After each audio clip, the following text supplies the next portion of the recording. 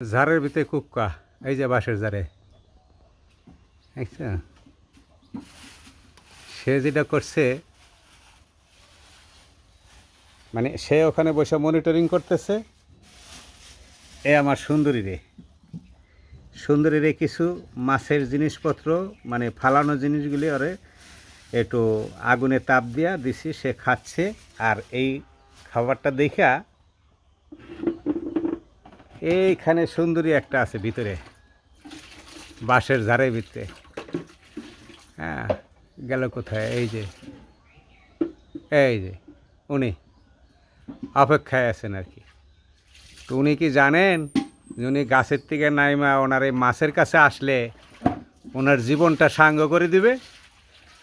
তো যাই হোক, আসুন আমরা এরকম পরিবেশ বজায় রাখি, গাছপালা বেষ্টিত রাখি, দেশীয় ফলমূলের গাছ লাগাই, দেশ বাঁচাই। যে যেখানে থাকবেন ভালো থাকবেন, প্রতিবেশীকে ভালো রাখবেন। আসসালামু আলাইকুম।